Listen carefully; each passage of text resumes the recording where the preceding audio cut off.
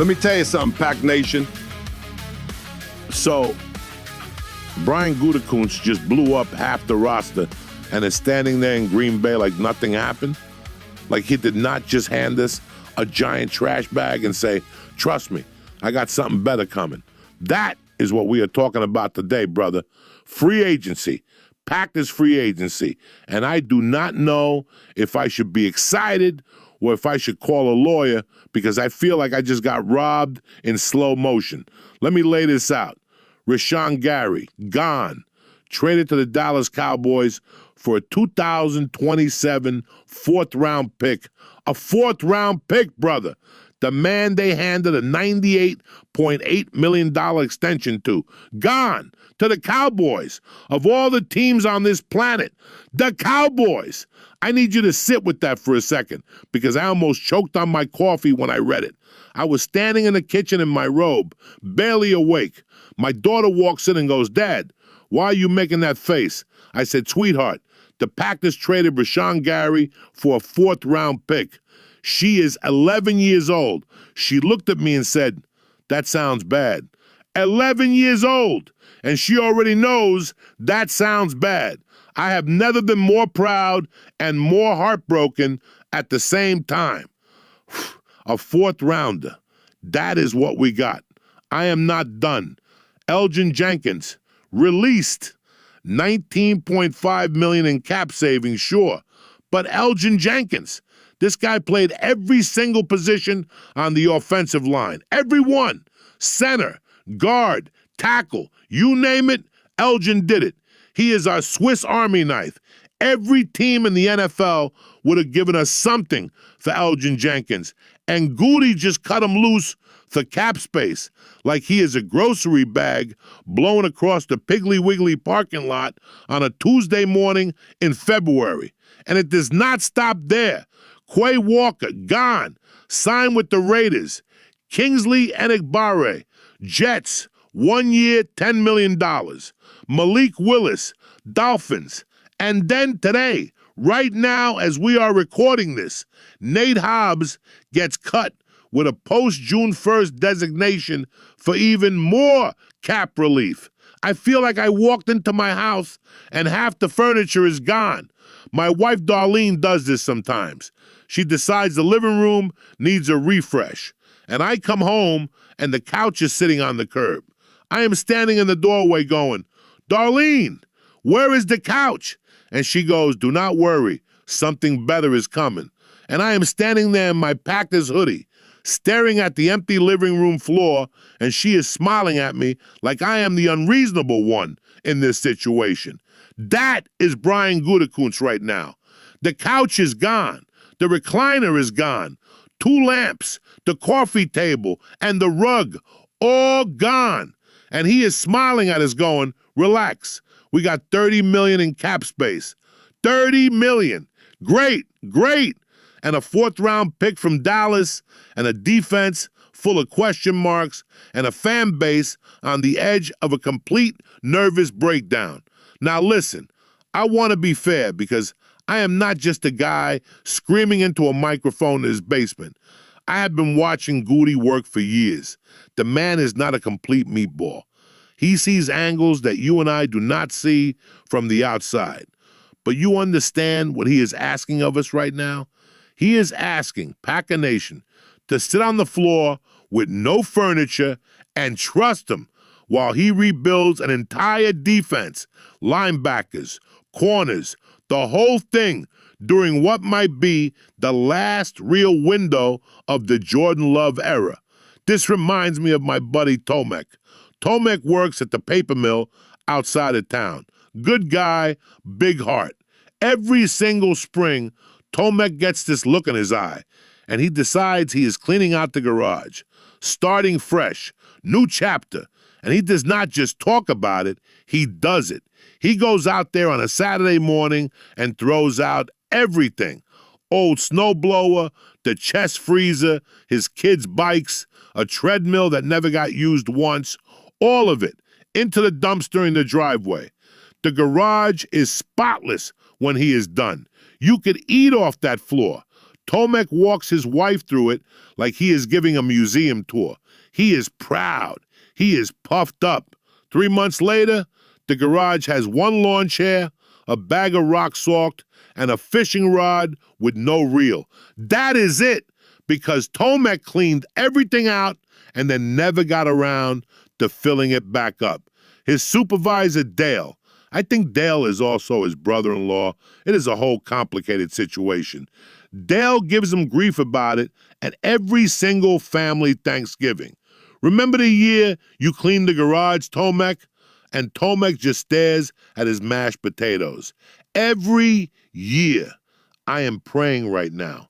I am praying that Brian Gutekunst is not Tomek, because the garage is empty, the draft is 2 weeks away, and Pac Nation is standing in the driveway wondering what the plan is. But, here is where it gets interesting, because Gutey did not just empty the garage and go take a nap. The man made moves, and some of them I actually like. Sean Ryan, our versatile big man, re-signed. 3 years, $33 million, $11 million signing bonus. And I know some of you knuckleheads online are already going, $33 million for a center, that is too much. Maybe it is a little rich, but Ryan can play center, he can slide to guard, he gives Jordan Love a guy he trusts at the most important spot on the offensive line. You want Jordan trying to pick up blitzes behind the revolving door of bodies? No, you do not want that. Re-signing Ryan was smart. Darian Kennard, back 1 year, up to about $3.75 million. Fine. Depth. You need that. Christian Welch, special teams and depth linebacker, also fine. You need those bodies. Chris Brooks locked in earlier at running back. Nick Neiman at linebacker. Okay, Gutey is not completely asleep at the wheel. Now, Benjamin St. Juste. This one I want to talk about.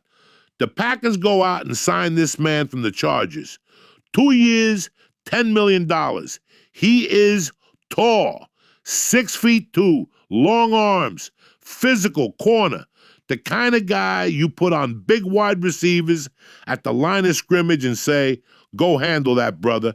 After losing Nate Hobbs, after Quay Walker walks out the door, after the whole cornerback situation got shaky, they go get a long perimeter corner. I could work with that. Am I head over heels? No. But it shows a pulse. It shows somebody in that building is paying attention. And then there is Zaire Franklin, trade from the Colts. Gutey gave up Colby Wooden, a defensive tackle depth piece, by the way, which I will circle back to in about 30 seconds, and got Franklin, a linebacker who has been one of the better tacklers in the NFL the last couple of years. Real player. Fills the Quay Walker void. Maybe. We will see. You know, my cousin Eddie used to trade baseball cards with the neighborhood kids growing up. He would always come back home with this big grin going, I made out like a bandit, gave them 2 average guys, and got this one stud who was going to blow up. And sometimes Eddie was right, and sometimes that stud sat in a shoebox for 4 years and never did anything. I am not saying Zaire Franklin is a shoebox guy. I am saying I have seen this movie before, and I need to see him on a football field before I start celebrating. But here is what is killing me. Here is the thing I cannot shake. Are you with me right now? Defensive tackle. They still need help at defensive tackle. They traded away Colby Wooden in the Franklin deal. He was not a starter, but he was a body. And the interior defensive line depth on this roster right now is, it is not great, dog. It is not great. And we are sitting on $30 million in cap space, and nobody has addressed that hole. I do not care how many good linebackers you sign. I do not care how poor your corners are. If your interior defensive line cannot stop the run and cannot push the pocket in January. None of it matters. The Bears have a quarterback now. The Vikings, those Jaguars, they spent money this offseason. The Lions are right there. The NFC North is not a soup kitchen, brother. You cannot walk into this division in October with a soft interior and a prayer and expect it to work out. My wife asked me last night why I was on my phone at 11:30 reading about the Packers. I told her. She said, "Are they good?" I said, "I do not know yet."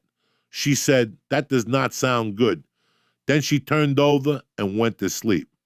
Just like that, out cold in 45 seconds.